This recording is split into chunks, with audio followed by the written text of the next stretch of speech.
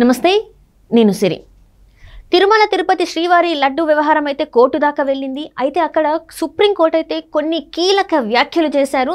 So దాని మీద స్పందించడానికి ఈరోజు మనతో పాటు ఉన్నారు ప్రముఖ రాజకీయ విశ్లేషకులు రాజు సప్పసాని గారు. నమస్కారం సార్. నమస్కారం సార్, ఇప్పుడు చూస్తుంటే శ్రీవారి లడ్డు వ్యవహారం అయితే కోర్టు దాకా వెళ్ళింది. కోర్టు దాకా వెళ్ళిన తర్వాత సుప్రీంకోర్టు అయితే కొన్ని కీలక వ్యాఖ్యలు చేశారు. సో దాన్ని అసలు మనం ఎలా చూడాలంటారు సార్? నిన్న కేసు ప్రాథమిక విచారణ జరిగింది. అవును సార్. కేసు విచారణ ముగవలేదు. గౌరవ సుప్రీంకోర్టు ధర్మాసనం తీర్పు వెలువరించలేదు. రేపు 3వ తారీఖు మళ్ళీ పోస్ట్ అయింది. ఈ ప్రాథమిక విచారణ సందర్భంగా ధర్మాసనం మీద నుంచి జడ్జి గారు, జస్టిస్ గవాయ్ గారు, జస్టిస్ విశ్వనాథన్ గారు, ప్రభుత్వ న్యాయవాదిని, ప్రభుత్వానికి ప్రాతినిధ్యం వహిస్తున్న న్యాయవాదుని కొన్ని ప్రశ్నలు సంధించింది వాస్తవం. టీటీడీని రిప్రజెంట్ చేస్తున్న న్యాయవాదుల్ని, ప్రభుత్వాన్ని అనడానికి కూడా లేదు అక్కడ, న్యాయవాదుల్ని కొన్ని ప్రశ్నలు సంధించింది వాస్తవం. వాటిని అడ్డుపెట్టుకొని కేసు మొత్తం ముగిసిపోయినట్టు, తమకు అనుకూలమైన తీర్పు వచ్చినట్టు, తమ వాదన నెగ్గినట్టుగా పిటిషన్దారుల తరపున వైసీపీ పార్టీ సంబరాలు చేసుకుంటూ ఉంది. అయితే ఇక్కడ అసలు సిసల వాస్తవాలు ఏంటి అనేది రేపు 3వ తారీఖు విచారణ సందర్భంగా ప్రభుత్వం వైపు నుంచి సమాధానం చెప్పే సందర్భంలో ప్రభుత్వ న్యాయవాదులు తెలియజేస్తారు. నిన్న ధర్మాసనం మీద నుంచి ఏమేం ప్రశ్నలు లేవనెత్తారు అంటే ఇప్పుడు నెయ్యిని టెస్ట్కి పంపించారా లేకపోతే లడ్డూని టెస్ట్కి పంపించారా అని చెప్పేసి అడిగారు సార్. అండ్ ఇంకొకటి అంటే చంద్రబాబు నాయుడు గారి గురించి మీరు ఎలా మాట్లాడతారు, ఇది ముఖ్యమంత్రి హోదాలో ఉన్నారు, సో మీరు ఇది మరి సిట్టు మీద ప్రభావం పడే అవకాశం ఉంది కదా అని కూడా మాట్లాడడం జరిగింది. సో మరి ఏంటి, ఎక్కడ మరి అసలు కల్తీ అయిన నెయ్యి వాడారు అనడానికి సాక్ష్యాధారాలు ఉన్నాయా అని చెప్పని కూడా అడిగారు. ఇక్కడ అసలు సిస్సలు ఎసెన్స్ ఆఫ్ ది కేసుని గౌరవ ధర్మాసనం నిశ్చితంగా అర్థం చేసుకోలేదనేది అర్థమవుతుంది ఇక్కడ మనకి.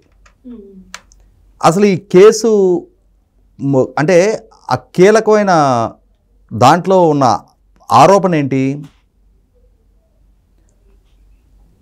దశాబ్దాల తరబడి శ్రీవారి లడ్డూ ప్రసాద తయారీ కోసం నెయ్యి సరఫరా చేస్తున్న ప్రభుత్వ రంగ సంస్థ అయిన Karnataka milk producers federation KMF వారిని రద్దు చేసి వేరే వెండార్స్కి అప్పచెప్పారు.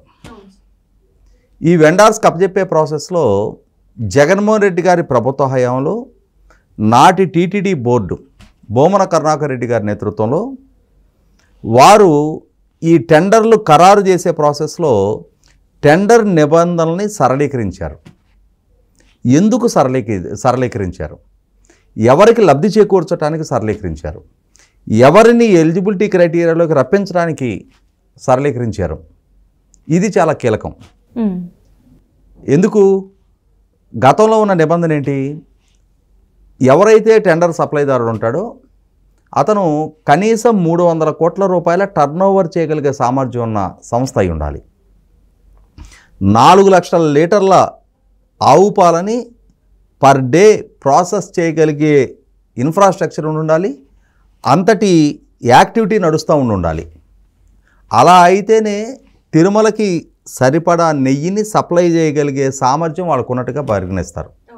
వీటిని ఎందుకు సరళీకరించారు, 300 కోట్లు దాన్ని 150 కోట్లకి, 4 లక్షల లీటర్ల ప్రాసెస్ అనే దాన్ని అసలు రద్దు చేసి ఎందుకు నిర్ణయాలు తీసుకున్నారు అంటే అక్కడ ఎవరునో వారు అనుకున్న వారిని ఎంపిక చేసే ఉద్దేశంతో ఆ విధమైన ప్రయత్నానికి పాల్పడ్డారనేది తేలిపోయింది.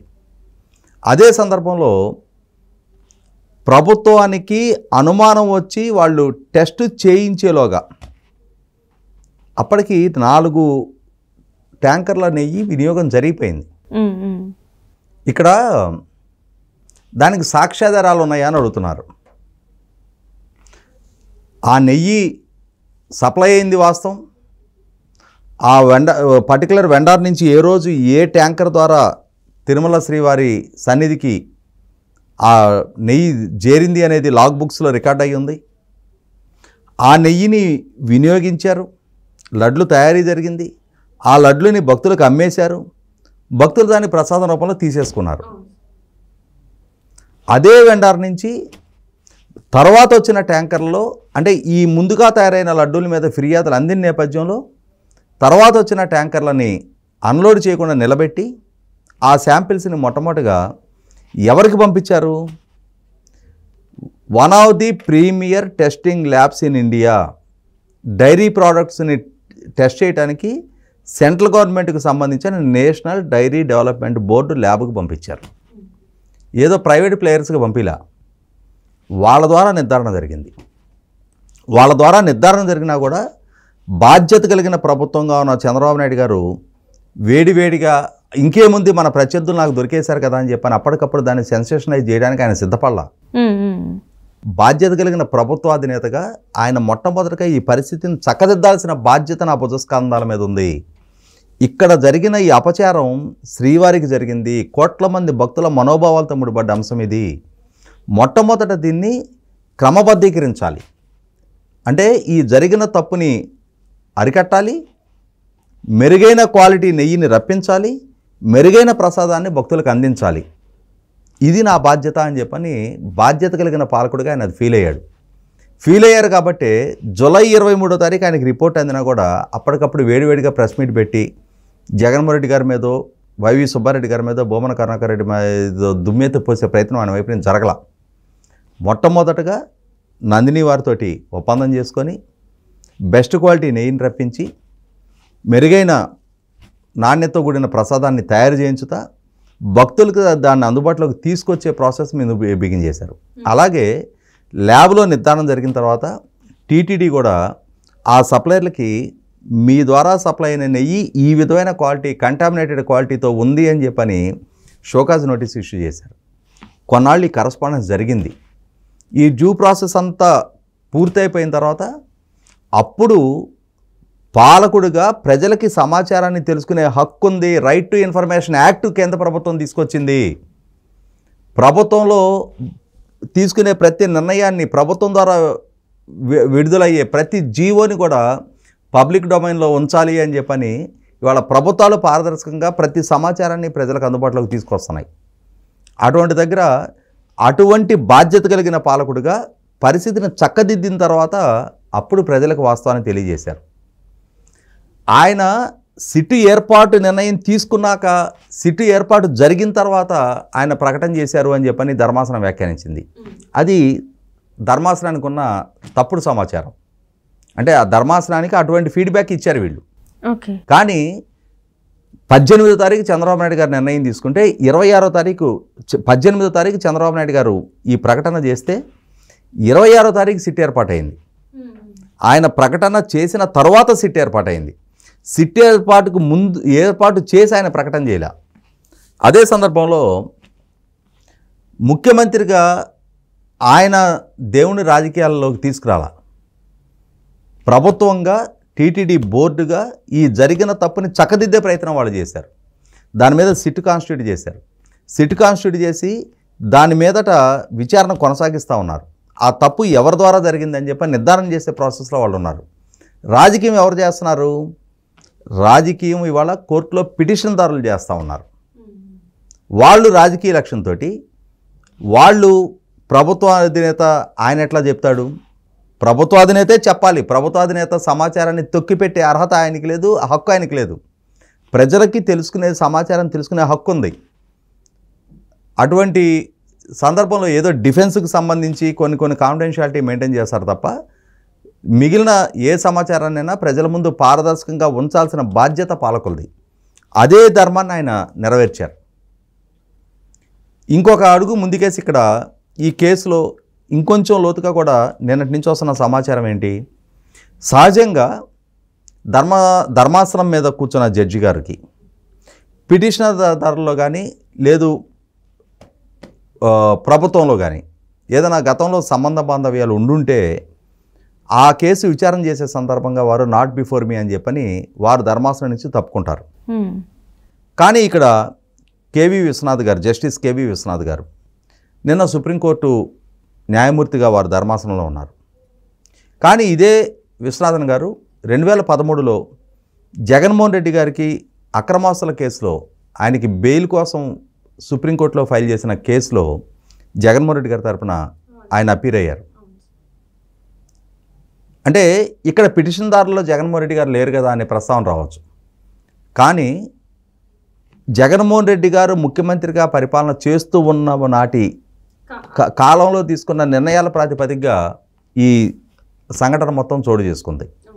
కాబట్టి ఇది direct or indirect Jaganmohan Reddy గారికే ముడిపడి ఉంటుంది. అదే సందర్భంలో జగన్మోహన్ రెడ్డి గారు రాష్ట్ర ముఖ్యమంత్రిగా ఉన్న సందర్భంలో రాష్ట్ర ప్రభుత్వాన్ని రిప్రజెంట్ చేస్తూ, అంటే ఆ రోజు గౌరవ హైకోర్టు ఇంగ్లీష్ మీడియంకి వ్యతిరేకంగా ఇచ్చిన తీర్పు నేపథ్యంలో గౌరవ సుప్రీంకోర్టులో జరిగిన కేసులో రాష్ట్ర ప్రభుత్వాన్ని రిప్రజెంట్ చేస్తూ విశ్వనాథన్ గారు లాయర్గా రాష్ట్ర ప్రభుత్వాన్ని రిప్రజెంట్ చేశారు. ఇవాళ ఈ పిటిషన్దారులందరూ ఫైల్ చేసింది ఎవరి మీద? రాష్ట్ర ప్రభుత్వం మీదే.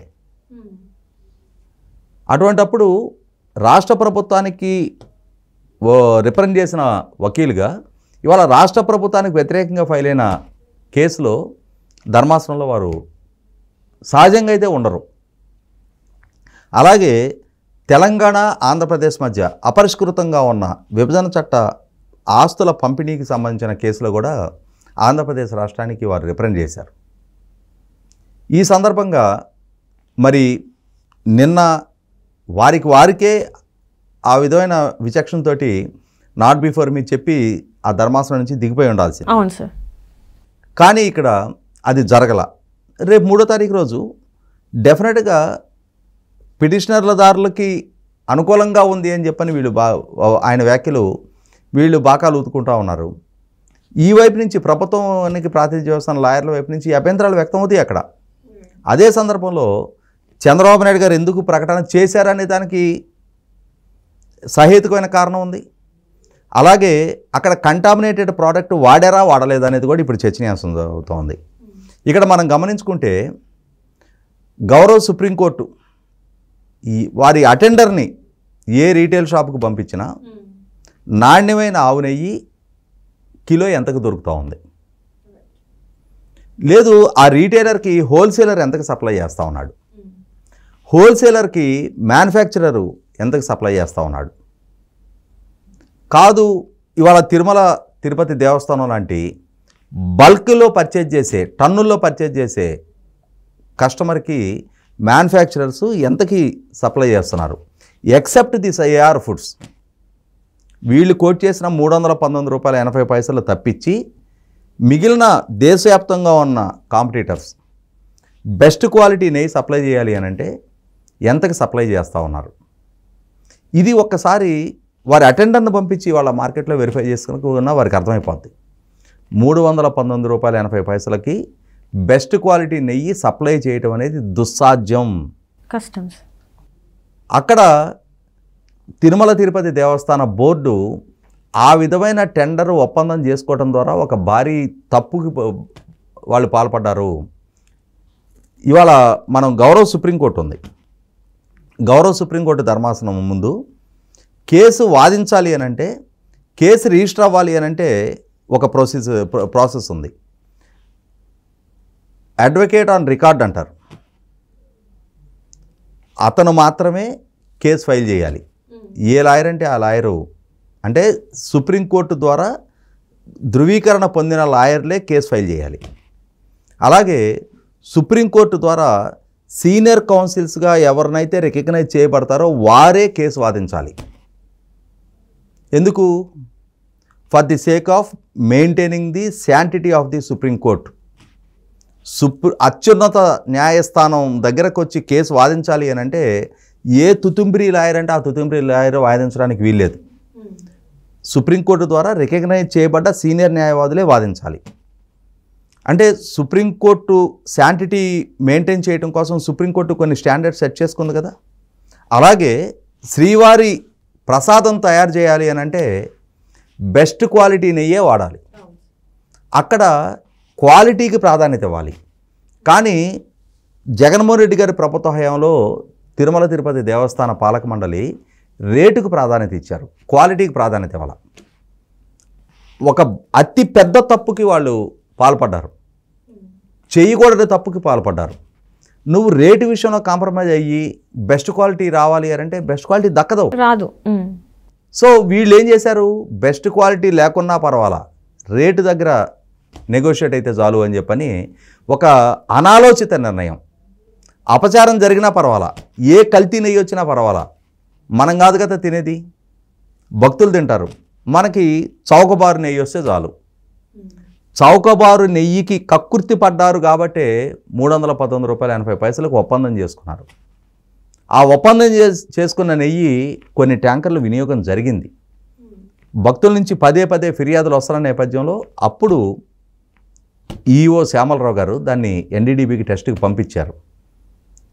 ఇవాళ వినియోగించేసిన నెయ్యి గురించి ఇవాళ సాక్ష్యాధారాలు తీసుకురా అంటే అదే వెండర్, అదే వెహికల్స్, వారి ద్వారా సప్లై అయిన ప్రోడక్టే నిర్ధారణ చేసింది ఎన్డీడీబీ. ఎన్డీడీబీ నిర్ధారణ చేసిన తర్వాత మీరు సెకండ్ ఒపీనియన్ తీసుకొని ఉండాల్సింది అంటున్నారు. ఇక్కడ కూడా గౌరవ సుప్రీంకోర్టు ధర్మాసనం నుంచి ఒక తీర్పు వెలువడింది అనుకుందాం. దాని సెకండ్ ఒపీనియన్ ఎక్కడ తీసుకోవాలి? అయితే ఆ సుప్రీంకోర్టు ధర్మాసనం కన్నా పై బెంచ్ 2 జడ్జిల ధర్మాసనం తీర్పు ఇస్తే 5 జడ్జిల ధర్మాసనం దగ్గరికి వెళ్ళాలి. లేదు రాజ్యాంగ ధర్మాసనాన్ని కాన్స్టిట్యూట్ చేయించుకోవాలి 7 జడ్జీలతోటో 11 మంది జడ్జీలతోటో. అంతేగాని హైకోర్టు దగ్గరకో మున్సిఫ్ కోర్టు దగ్గరకో వచ్చి సెకండ్ ఒపీనియన్ అడుగుతారా సుప్రీంకోర్టు తీర్పు ఇచ్చిన తర్వాత? ఇవాళ NDDB is the elite institute in India. NDDB నిర్ధారణ చేసిన తర్వాత వేరే ఇంకెవరి దగ్గరికి వెళ్ళి సెకండ్ ఒపీనియన్ తీసుకోవాలి? అంటే ఇవి గౌరవ ధర్మాసనానికి ప్రాపర్గా క్యారీ అవ్వాలా? క్యారీ అవుతాయి. ఇవాళ కేసు ముగిసిపోలా, రేపు క్యారీ అవుతాయి. అన్ని అంశాలు చర్చకు వస్తాయి. అక్కడ అన్ని అభ్యంతరాలు అక్కడ వ్యక్తం అవుతాయి. విస్తృతంగా చర్చ జరుగుద్ది, విస్తృతంగా సాక్ష్యాధారాలు ప్రవేశపెట్టబడతాయి. జరిగిన ఒక తప్పుని సమర్థించుకోవటానికి, ఆ తప్పుని కవర్ చేసుకోవటానికి జగన్మోహన్ రెడ్డి గారు వాళ్ళ మద్దతుదారులు, ఎందుకంటానంటే ఇక్కడ సుబ్రహ్మణ్య స్వామి, పొనవోలు సుధాకర్ రెడ్డి, వైవి సుబ్బారెడ్డి, ఎవరు వీళ్ళందరూ? ఎవరు సుబ్రహ్మణ్య స్వామి? తిరుమల తిరుపతి దేవస్థానం కేంద్ర ప్రభుత్వ ఆధ్వర్యంలో ఉండాలి అని చెప్పని వాదిస్తున్న వ్యక్తి. ఇప్పటికే రాజధాని లేని రాష్ట్రంగా విభజన జరిగిన ఆంధ్రప్రదేశ్ ఎందుకు తిరుమల తిరుపతి దేవస్థానాన్ని కేంద్ర ప్రభుత్వానికి అప్పజెప్పాలి? అతను పుట్టి పెరిగిన తమిళనాడులో కన్యాకుమారి, రామేశ్వరం, అరుణాచలం, తంజావూర్, చిదంబరం ఇట్లా ప్రసిద్ధ ఆలయాలు ఎన్నో ఉన్నాయి. మదురై, నాగర్కోయిల్, వేటిని కేంద్ర ప్రభుత్వానికి అప్పచెప్పలేదే. లేదు సార్. అవును. కన్యాకుమారి నుంచి జమ్మూలో ఉన్న వైష్ణోదేవి టెంపుల్ వరకు, కేదార్నాథ్, అమర్నాథ్ వరకు ఏ ఆలయాలని కేంద్ర ప్రభుత్వ ఆధ్వర్యంలో ఆయా రాష్ట్ర ప్రభుత్వాలే మెయింటైన్ చేస్తున్నాయి, కానీ కేంద్ర ప్రభుత్వ యాజమాన్యంలో లేవే. కానీ ఒక్క తిరుమల తిరుపతి దేవస్థానం వరకు కేంద్ర ప్రభుత్వానికి అప్పచెప్పాలి అని చెప్పని వాదన సుబ్రహ్మణ్య స్వామి నుంచి పదే పదే ఎందుకు లేవనెత్తుతున్నారు?